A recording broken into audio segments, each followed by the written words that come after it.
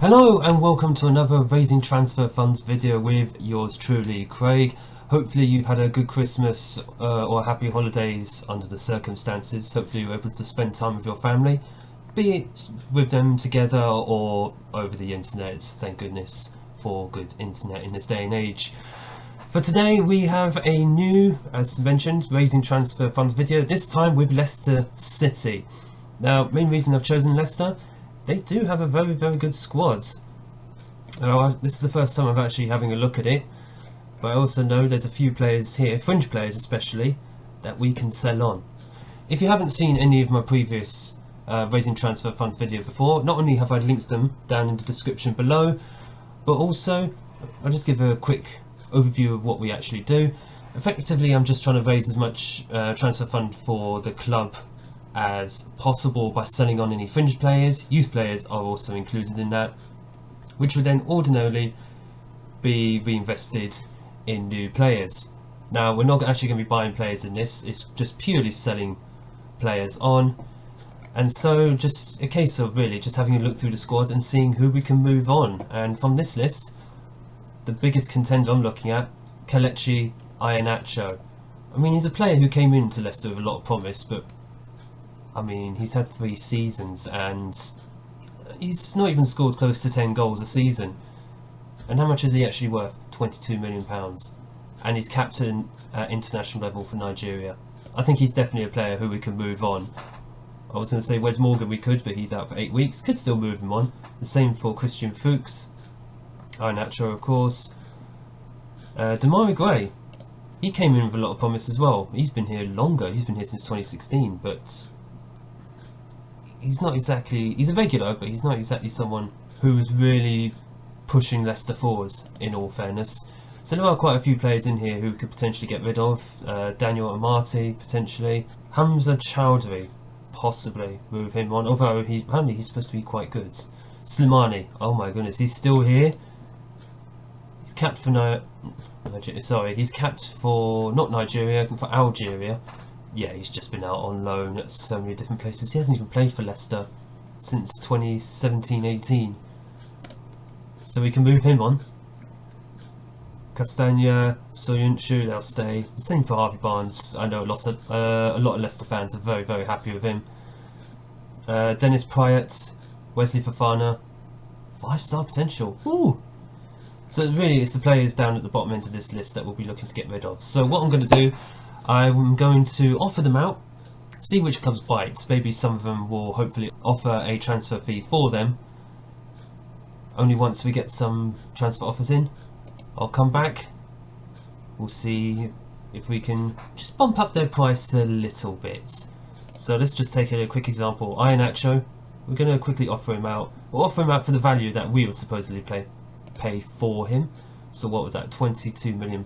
So let's just offer him out. Let's see who bites. Let's take out the selling team wage contribution.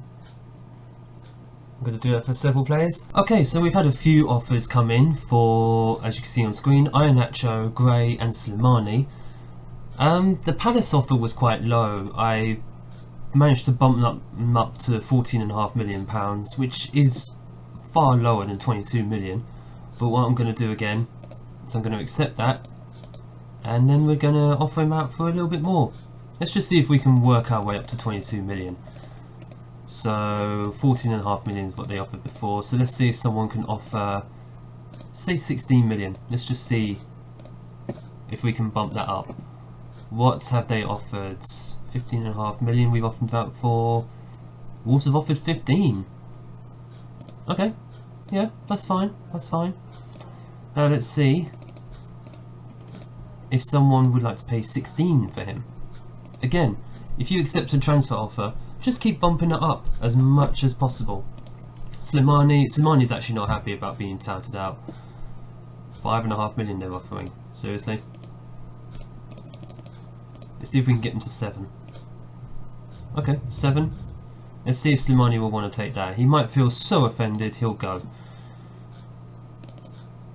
Let's have a look. 9 million. Okay, that should do it. Let's see if anyone... Okay, so Iheanacho wants a payoff. 19.5k. Okay.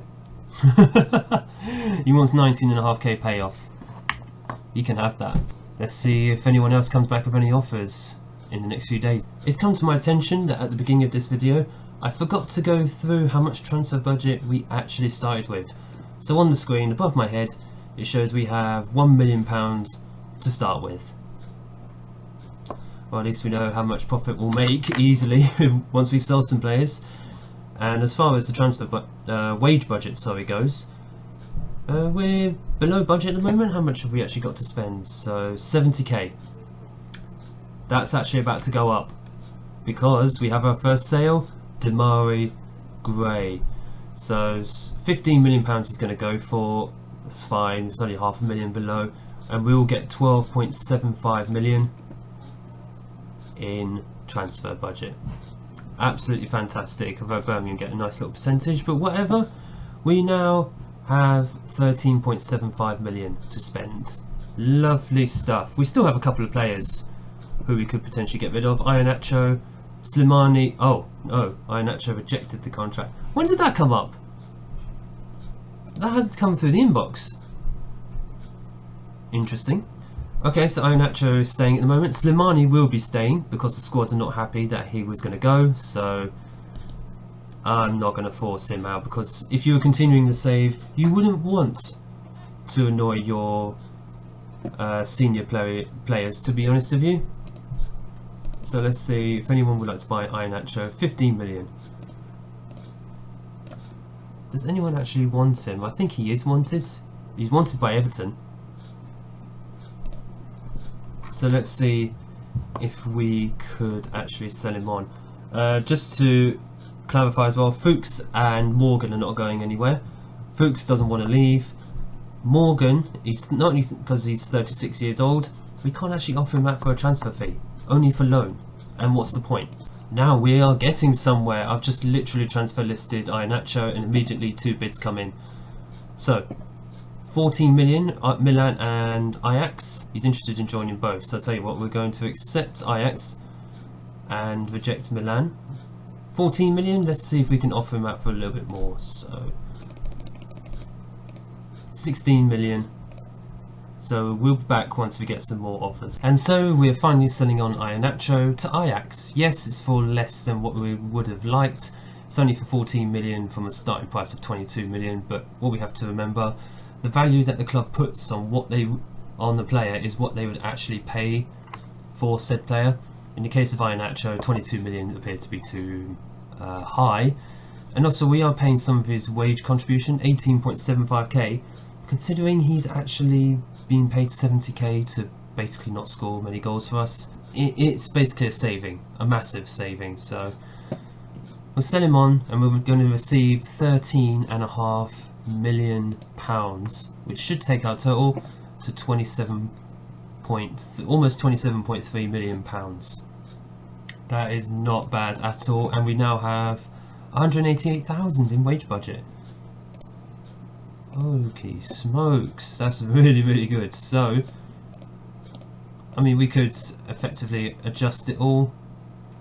So overall, if we had literally how much, 48,000, so I could bring in one player, to be honest, and have 34.5 million pounds. We're going to leave it at that, 34.5 million pounds. That's not a bad start. For now, we don't actually have anyone else who's on the verge of going out, so I'm going to see if I can offer out a fresh batch of players, and we'll see where we go from there. We have offered out Daniel Amati. Now, the only reason I have is because you've got James Justin, I believe, who's a young right back, and Timothy Castagna, who will more than fill the void anyway at right back. So in the interest of realism, I would offer out Daniel Amati, and we've got some good offers in for him. Not from Burnley or Brighton, who are trying to get him on the cheap. No, you don't. Palace, who seem to always want my players in these experiments. So we're going to accept their offer and reject Newcastle. In fact, Palace have already offered a contract. Interesting. So we're just going to try and offer him out for a little bit more. Say 14.5 million. Exclude that wage contribution this time. and we'll see if anybody else wants to come in for him. Okay, so Newcastle United do want him, 14.5 million, so we're going to accept that. Where's transfer? There it is. If I try and find Palace's offer, we are going to reject that. We're going to offer him out for a little bit more. 16 million. Let's go. How high can we get it, guys? How high can we get it? Daniel Amate is gone. £14.5 million, of which 12.25 million will go into our transfer funds. So that means, apart from Copenhagen getting their cut, £46.8 million. That is utterly brilliant. And what do we have? 106,000 on the wage budget. Magnificent. So, just to give you an update as well on any other players, Ayoze Perez is also potentially on his way out. £15 million. Yes, it's at a loss, I believe. How much did we actually pay for him? Alright, £20 million we paid for him, £5 million loss, but to be fair, 33 appearances, 8 goals. No wonder no one's willing to pay over 20 million for him. So hopefully Palace, they'll buy him. I'm still trying to offer him out for a little bit more, but nobody's biting at the moment. So we'll see. We'll see if Perez can just accept that offer. We'll come back when he's officially on his way out. So I had a look in the under-23s for Leicester just to see if anyone's worth any money who we could sell on. Found 2 players, Daniel Iverson and Benkovic, for both whom I have recalled from loan, because at the end of the day I've had a look at them and they're not really going to be good enough to be in our squads. I mean, Iverson's set to be a championship player. Benkovic, on the other hand, he's said to be a good Premier League player, but I think we'll move on from him more than likely. I mean, Soyuncu, Fofana and Ndidi are going to be well ahead of him. So personally, I think it's best probably to sell him on. Iverson, he's valued at 2.5 million. We've been offered 1.7 million for him. That's a decent offer. He can go. We'll offer him out for a few extra million. See who wants rid of him. Who wants to buy him? We're the ones who want rid of him. I'll get that right in a moment. As for Benkovic, he's actually worth 8.25, so there's a lot of value placed on him. But saying that, ooh, Burnley could go up to 8.75. Oh, they want to do monthly instalments. Okay. I'd rather up front. In fact, yeah, would rather up front. And they want to do instalments as well. Okay, I should probably have accepted the Burnley offer, but saying that, whatever. Now that I've rejected the Burnley offer by mistake, we'll go with Nice and then we will offer Benkovic out.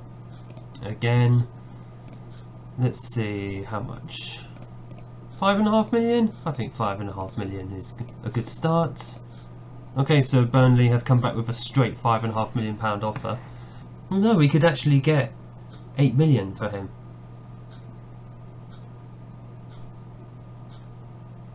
Okay. Actually, we could get 8 million for him. What am I doing? Is anyone willing to pay 8.5 mil? Oh my goodness, I think I messed that up completely. Yep, Burnley have offered 8.5 mil. Okay, yep, there you go. So, who was that? Benkovic, wasn't it? 2 offers. We are going to reject Nice's one. We'll offer Benkovic out for a little bit more. How does 9.5 million sound? I might be able to get some money for him then. Iverson, yet to come back about him. Oh, and another piece of news actually. Perez has rejected the contract offer. Who did he reject it from? Palace, wasn't it? Yeah, he rejected Palace. And nobody really wants to come in for him because he's got high wages. So I doubt we're really going to be able to sell him at any point, unfortunately. I'm hoping we can sell on Benkovic. He would be very, very good for our finances. An £8.25 million player literally sitting in our reserves. Wow. First one out the door.